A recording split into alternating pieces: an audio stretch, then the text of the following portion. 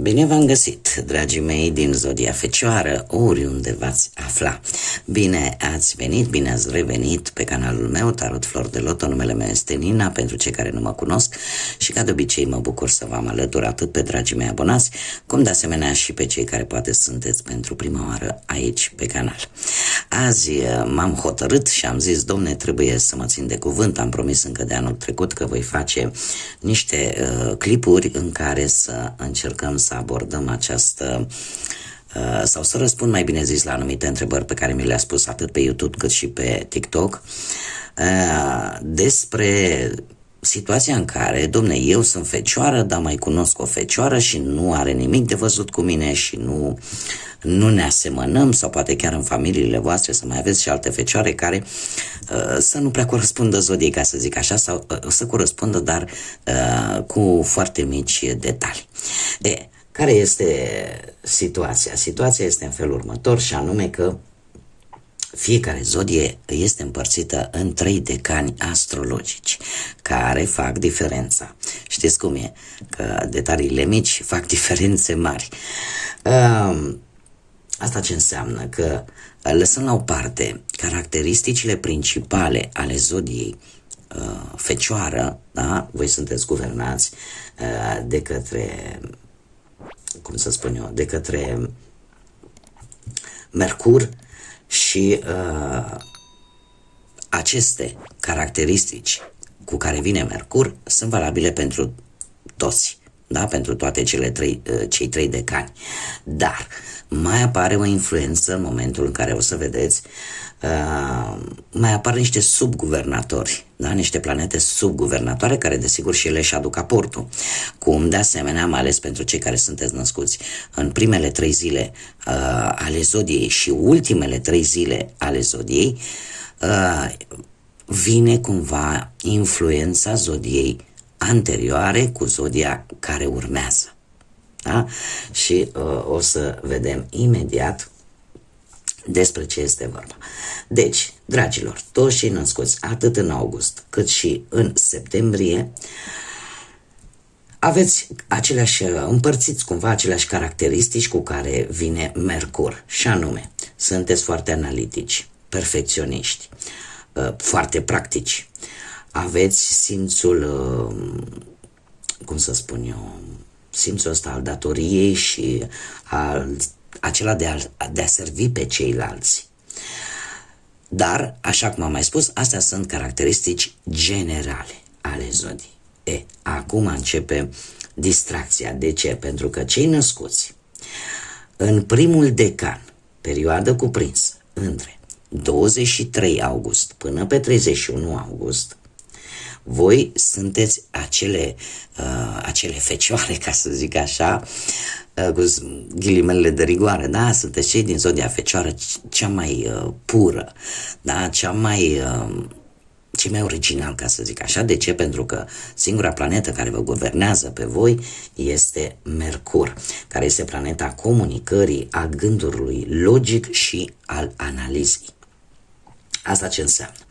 Că voi sunteți mult mai analitici, mult mai perfecționiști și cu o foarte mare atenție, o acordare, ca să zic așa, mult mai mare atenției la detalii. Sunteți foarte raționali, foarte metodici, foarte practici și, în general, vă place să planificați și să organizați totul. Este adevărat că aveți o minte foarte rapidă și sunteți foarte excelenți în a rezolva anumite probleme. Totuși, așa cum v-am spus încă de la început, există o influență a zodiei anterioare, care este zodia Leu. Așa că cei care sunteți născuți pe 23, 24, 25 august sunteți din primul decan, dar la voi se mai adaugă influența zodiei Leu. Asta ce înseamnă? Că voi, dragilor, combinați încrederea, creativitatea leului cu acea concentrare practică și analitică a fecioarei.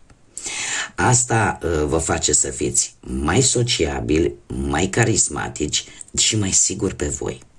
Chiar dacă cumva vă mențineți naturalesea voastră perfecționistă, da? Acum, haideți să vedem care este energia celor născuți în primul decan. Da? Haideți să vedem pentru dragii mei din Fecioară născuți în primul decan, cam care este energia lor. Nu s-a vrut. Haideți să mai încercăm să vedem.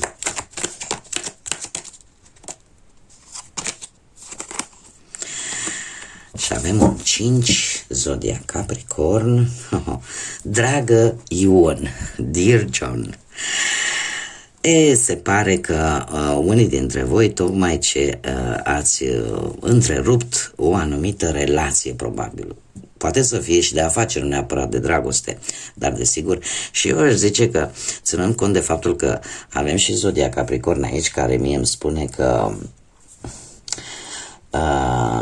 ori ați așteptat un timp foarte îndelungat în a lua o anumită decizie sau ați așteptat mult timp tocmai pentru că nu ați vrut să, ca să zic așa, să se ajungă aici. Totuși, unii dintre voi e posibil chiar să fi fost refuzați într-o anumită situație.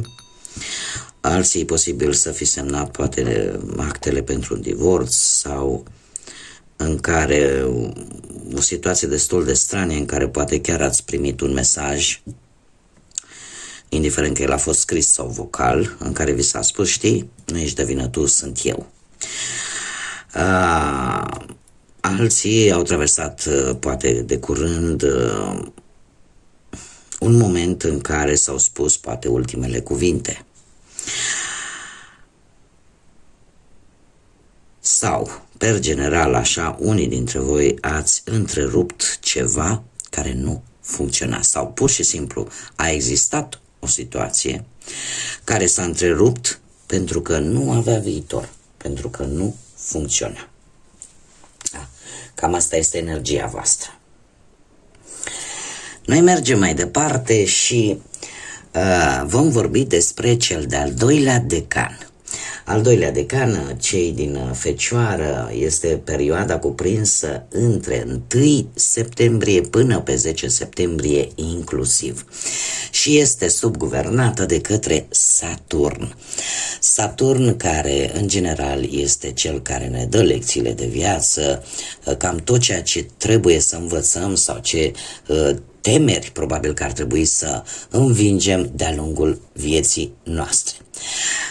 De asemenea, ne vorbește și de înțelepciune și eu aș spune că unii dintre voi au avut o perioadă în care, chiar dacă ceva dificil a apărut în viața voastră, de-a lungul vieții mă refer, sau a trebuit să așteptați ca un lucru să se întâmple, un lucru pe care voi vi l-ați dorit, cumva căutați mereu partea pozitivă, da? Și încercați oarecum să învățați foarte mult din acele lecții de viață. Deci, cei născuți în al doilea decan sunt cei mai disciplinați, cei mai muncitori și cei mai responsabili. Aveți o concentrare, da? Un focus mult mai serios și bine structurat în viață, cu o puternică etică a muncii. Luați lucrurile foarte în serios și sunteți foarte insistenți și ambițioși, căutând reușita prin intermediul efortului. Da? E ca și cum ar zice, pentru orice lucru trebuie să te sforțezi un pic. Da? Cam asta e influența saturniană, da? Pe care o aduce celor născuți în al doilea decan. Haideți să vedem care este energia voastră, dragilor, pentru cei, așa cum am mai spus, născuți în perioada 1 septembrie până pe 10 septembrie.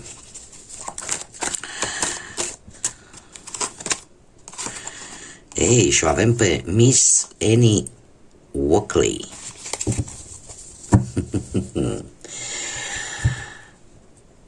Avem numărul 3, zodia Capricorn. Se pare că se tot repetă zodia asta Capricorn.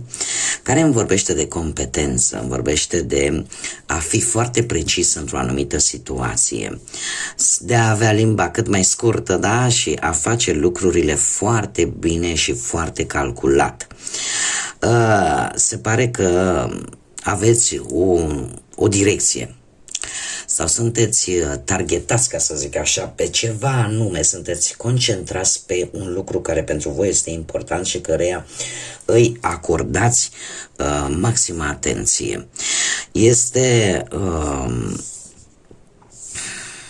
Sunteți într-o energie în care nu contează timpul cât trebuie să așteptați, cât contează de fapt rezultatul.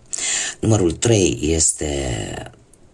este un număr care ne vorbește de intuiție foarte bună și se pare că unii dintre voi v-ați dat seama de ceva important. Așa că lucrul ăsta vă ajută să deveniți mult mai optimiști și să creșteți.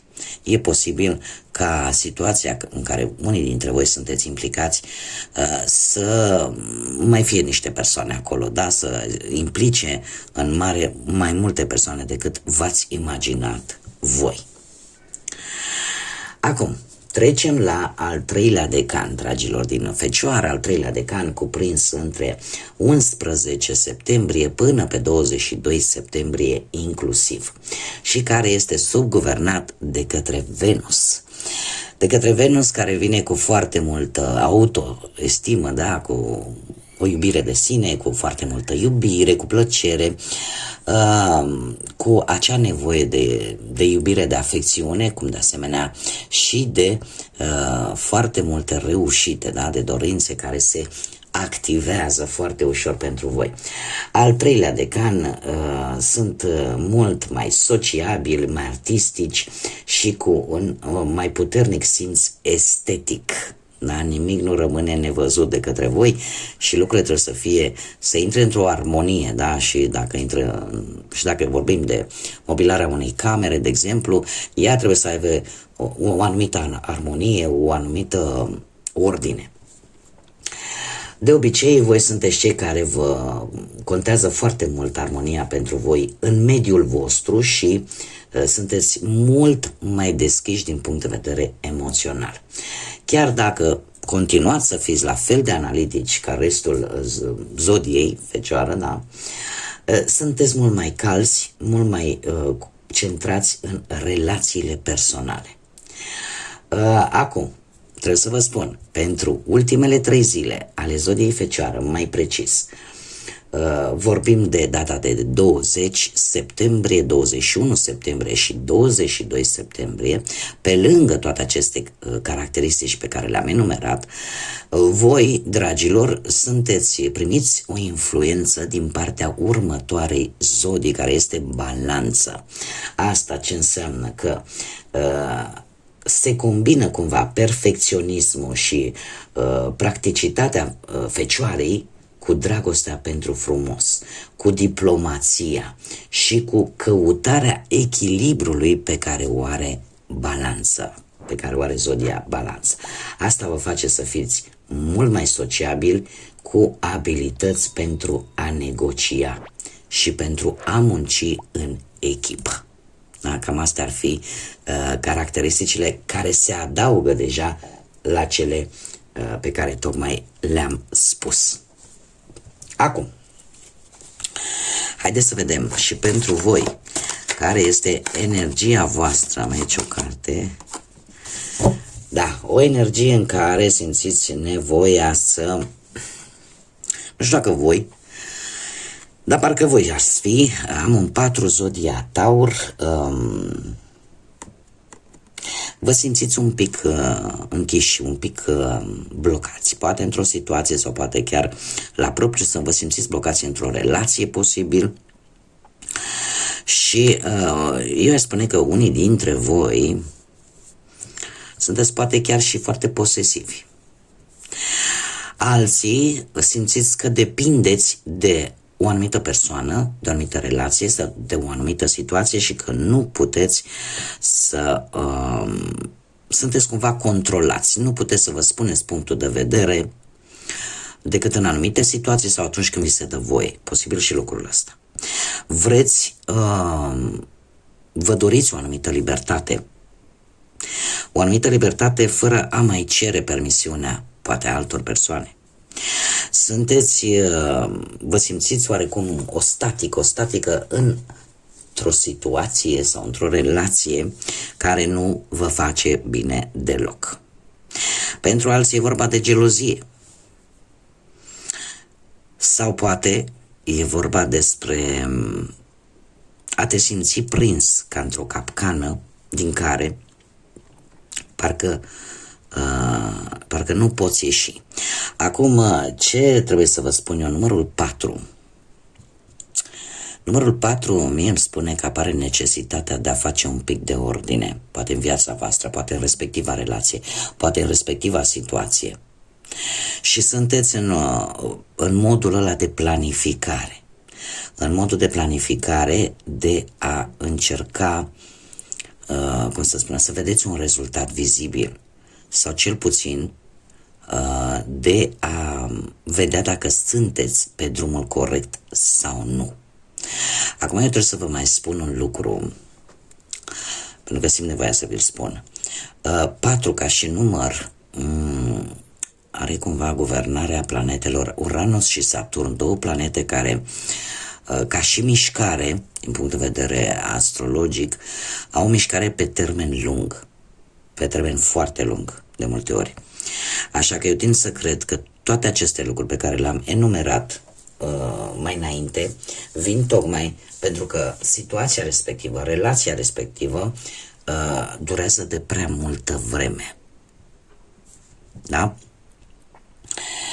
Și eu aș spune că e posibil să aibă legătură ori cu zodia Taur pentru unii dintre voi, Capricorn sau Vărsător, posibil, dar nu obligatoriu. Bun, dragii mei, acum, ca și un punct, ca și o concluzie, ca să zic așa, la sfârșitul acestui clip, care ar fi diferențele dintre cei născuți în zodia Fecioară din august cu cei născuți în zodia Fecioară din septembrie? Așa o concluzie generală este că cei din august sunt mult mai logici, mult mai practici, mai meticuloși și au o minte mult mai analitică și mult mai puternică, da? Îi influențează mult mai mult. Pe când cei din septembrie sunt mult mai responsabili, mult mai muncitori și cu o combinație între a fi practic și în același timp a fi sensibil atât din punct de vedere artistic cât și din punct de vedere social. Bun, dragii mei, cam atât am avut de spus în acest clip. Eu sper că aceste informații vă sunt de folos, vă pot ajuta într-un anumit moment, poate să vă înțelegeți mai bine pe voi sau să vă răspundeți la anumite întrebări pe care voi vi le puneți. Eu mă bucur că v-am avut alături și mulțumesc tuturor pentru aportul și suportul pe care îl aduceți de fiecare dată atunci când eu public lecturi prin aceste mici gesturi, dar care sunt atât de importante și chiar dacă nu costă bani, eu le apreciez pentru că știu că vin din suflet. Like-uri, distribuiri, comentarii, toate sunt binevenite atâta timp cât există omenie, cât există, în special mă refer la comentarii. Da, așa cum, desigur, eu vă vorbesc într-o manieră cât mai frumoasă. Uite, unii, de exemplu, am primit un mesaj de la o doamnă la o altă zodie în care mi-a spus: știi, lucrează la vocea ta. Nu am ce să lucrez, asta este vocea mea, nu am ce să lucrez la ea. Nu, poate că mulți nu rezonați sau poate că aveți o problemă cu decibelii pe care îi emană vocea mea. Nu e nicio problemă, nimeni nu e obligat să stea să mă asculte atâta timp când îi face plăcere. Acum, până data viitoare, când ne vom reîntâlni la o nouă lectură temporală de tarot, eu vă doresc să aveți parte de tot binele din lume, să aveți parte de multă energie pozitivă și, desigur, ca de fiecare dată, de multă căldură în suflete și în gânduri. Așa că, până data viitoare, numai bine și să fiți iubiți, dragilor!